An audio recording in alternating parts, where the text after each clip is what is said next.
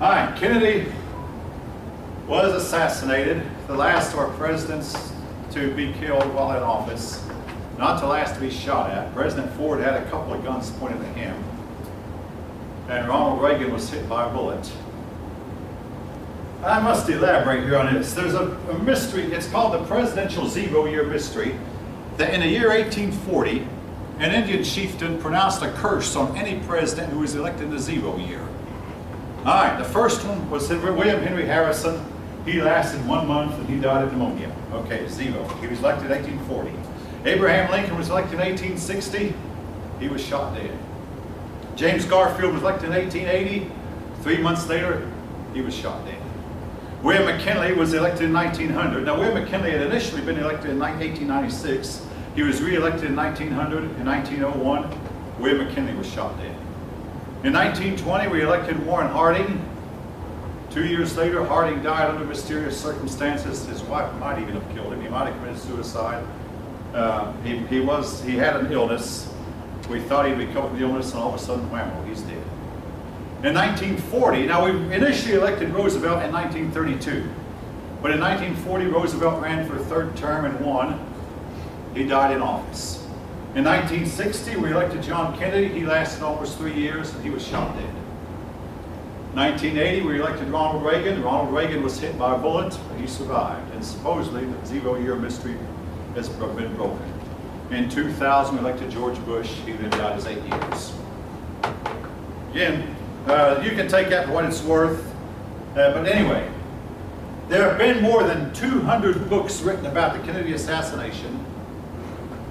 A lot of persons are saying that the Warren Commission report, the federal government appointed Earl Warren to write a report about the assassination, and a lot of persons are saying that the report is inaccurate.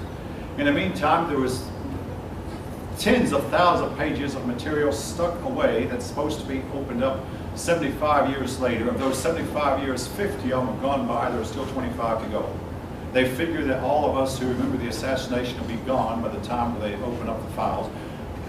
Some of the files were released, but they told us nothing. There are still about 3,000 or 4,000 pages of pages of files that have never been released about the Kennedy assassination that might tell us some things. There are persons who say there was a conspiracy. There are persons who, and I'll be honest with you, I've studied it. There was a movie made about it. I've watched documentaries about it. And I have to be honest with you, I am lost. I simply don't know. Anybody heard anything? Anyone want to comment? I will say this now. The tape, Zapruder made a film about it. Abraham Zapruder made a film. And the film shows Kennedy's head jerking backward. At first they said, that shows that somebody had to shot it from front. But then they did some more ballistics tests and said, no, the fact his head jerked backward shows the bullet actually had to get in from behind. And when the bullet entered from behind, his head would have moved forward about 2 or 3 inches. Then when the bullet exited, that would have jerked his head backward.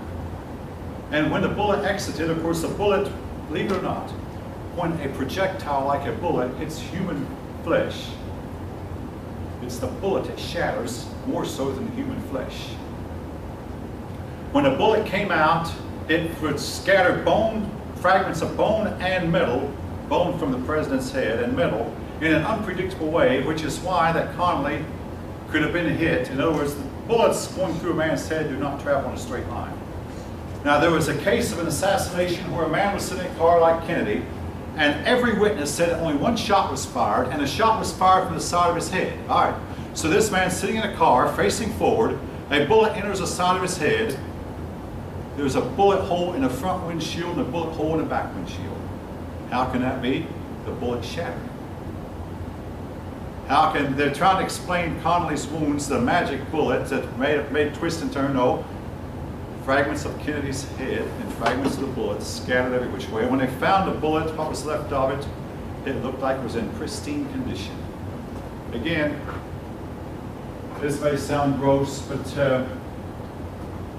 in the case of Kennedy's brother, Robert, when he was killed, they said Sirhan's gun could only hold 8 bullets, and yet they counted 12 bullet holes. Well, how can A gun that only has 8 bullets make 12 bullet holes? Well, simply this. Robert Kennedy was hit in the head, and the bullets shattered and fragmented, and made more than the amount of bullet holes than Sirhan's gun had in it. In fact, I don't even think Sirhan fired all of his rounds, but they counted 12 bullet holes. All right. So much for Kennedy. Johnson took over and immediately set up socialistic legislation. He got Medicare passed. He got the Civil Rights Act passed. He declared a war on poverty, set up the Job Corps, and set up food stamps. Now, I want to comment, folks. This is hitting home to me personally. I don't mind telling you. In about 6 weeks, I'll turn 65, and I'll be eligible for Medicare. Have any of you happened to have heard that Medicare is broke? Any of you heard that? I mean, if you haven't, you should. One head is nodding. You folks who are younger, you don't pay, you're not thinking about turning 65. I mean, I don't blame you. I was young once myself, and I wasn't thinking much about turning 65. Medicare is broke. If it wouldn't be for the fact that it's set up by the federal government, it would go out of business. And speaking of Greece going bankrupt, the income to debt ratio of the United States is worse than the income to debt ratio of Greece. The only reason we're not on the verge of bankruptcy yet is we have a bigger economy, and it's going to take a little bit longer for it to fall down. I never understood why I have to pay Medicare or Medicaid on my paycheck when I don't get any health benefits. Oh, now see, here's the idea. Number one, if you became disabled, you'd be eligible to apply for it. Number two, you're going to, if you live long enough, you're going to turn 65, and then you become eligible for it. Just like Social Security. And number three, you've got to help support those of us who are over 65, which I will be in a few weeks. It's the same with Social Security. I mean, you put this, the government takes out money. It's called FICA. They take it out and save it. All right. Every one of my students say that they've known this. The money that the government is taking out for your Social Security today is not being saved for you. It's being spent on me and on people like my mother who's still alive.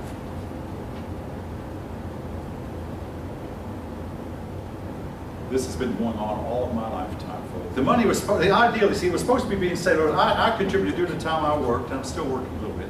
But during the time I contributed to Social Security, now I'm collecting it. But the money I'm collecting is not the money I saved.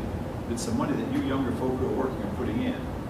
As for the money I saved, it was spent on the people who were collecting while I was working. Now, what this amounts to is, and folks, I hate to be the bearer of bad news, but I think a lot of you heard this. Social Security might not be there by the time we get there. Some of you are looking at me like you've heard that. Yeah, we've heard that from other sources. I mean, but again, since they would make something else up. But the other thing they might make up is, all right, something else that's bad about Social Security. You can put away thousands of dollars in it. If I had saved that money myself, and it was my money, when I passed on, I could pass it on to my children. Yeah. You cannot pass on Social Security. Now, of course, in my case, I mean, I'm married. If I pass on ahead of my wife, she'll collect as long as she lives. That's why my mother, I'm not knocking. My mother never worked outside the home. My dad did. So my mother is now collecting the Social Security and my dad's retirement from the places he worked. And she will collect it till the day she dies. And if I pass on first, my wife will still collect my Social Security till the day she dies. My children, they won't get my Social Security money. And if my wife passes on first, I'll get her Social Security money, but again, our children will not get it. But now they're thinking about replacing Social Security with a private insurer, but a lot of persons are against that because they want the government to guarantee it right now. And some people have to collect Social Security when they're still young because they become disabled. Maybe have an accident or get hurt in the war or something, become disabled, and they collect before they turn 65. Anyway, Johnson's legislation was passed, and a lot of it is now beginning to go bankrupt. Again, it was a welfare state, socialistic. Johnson eventually became a very, very unpopular president owing to his involvement in Vietnam. The Vietnam War had actually had its roots with President Roosevelt, and they tried to tell us that Johnson was only honoring treaties that had been made by previous presidents, particularly Truman and Eisenhower. But nevertheless, Johnson inherited their problems, and the war in Vietnam cost him his popularity, and he left the presidency very much embittered. Johnson gave way to Nixon.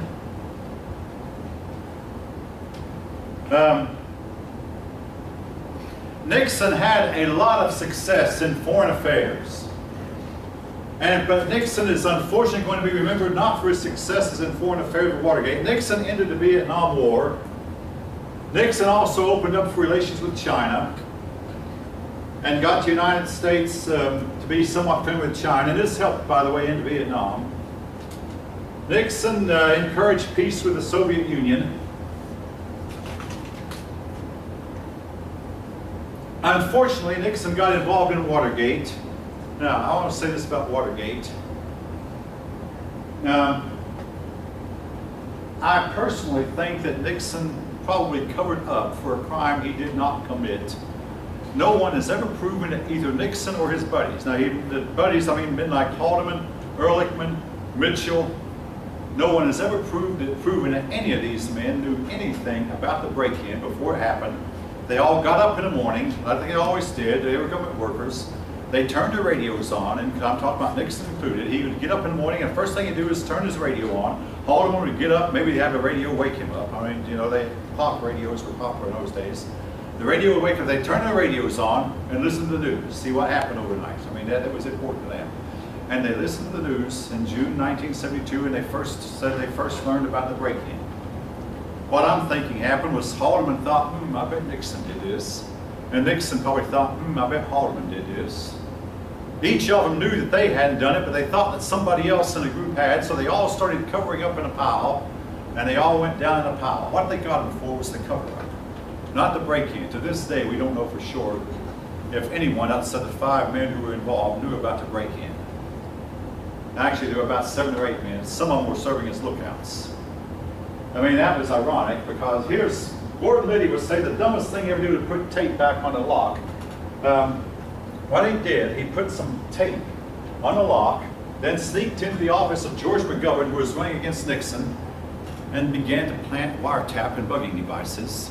Well, they didn't work at first. They sneaked in another night. Again, he put tape on the door so that he could, so that his buddies could enter and leave quickly. He put tape on the door. Now, there was a security guard who had was working at the time, and he noticed the tape. He thought, this is done by the cleaning personnel cleaning out McGovern's office. So he pulled the tape off and went his way, where security guards were never supposed to keep the same routes, or where nobody could figure out where they go. The security guard came back and found some more tape. And he knew that whoever put the tape on there had to be inside, because nobody could get in from outside. And again, Gordon Liddy said the dumbest thing I ever did was put the tape back on the lock when I saw somebody pull it off. So this security guard called the cops. There was a lookout for cops, except the cops were so busy that night that they had to send a plainclothes detective in an unmarked car. And this plainclothes detective was dressed as an ordinary Washington government employee. In those days, everybody wore suits and ties. He came up with his unmarked car and his suit and tie, and nobody recognized him as a cop. He saw there was tape on the door, so he pushed the door open, whipped out his service revolver, which he carried in his coat, and said, and he noted he heard some commotion from behind the desk. He said, "All right, come out from there with your hands up." He expected 2 gloved hands to come up if he thought he was dealing with a burglary. Instead, 10 hands went up, and the 5 bodies that followed were dressed in suits and ties and not dressed like burglars would be. He called for backup. The police became very interested at that point. They stopped some other stuff they were doing to get a big squad car there, and they found that the 5 men who were arrested were working for CREEP, the Committee to Re-elect the President. Nixon had odd names. CREEP, I mean, what a name to try to get yourself re-elected. At first, the country ignored it. But then the trial came, and Nixon continued to act for all practical purposes like a guilty person. Watergate, I mean, was to last from 1972 when it began till 1974 when it forced Nixon to resign.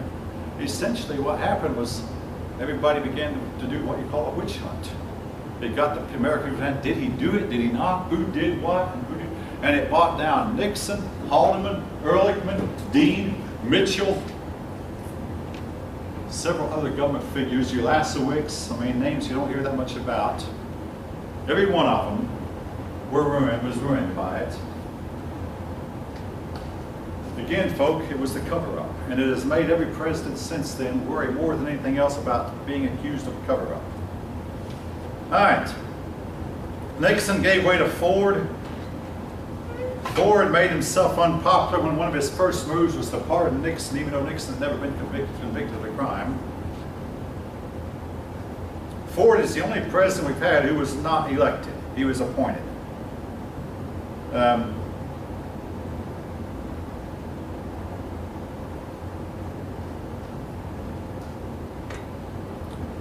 After Ford, there came Jimmy Carter. Jimmy Carter is a Georgian, ran for president. Well, also one thing that helped get him elected was he said he was a born-again Christian. He was a Southern Baptist. He got the Christian vote, got in office, and turned the Christians against him. Your book won't say this, but turned the Christians against him.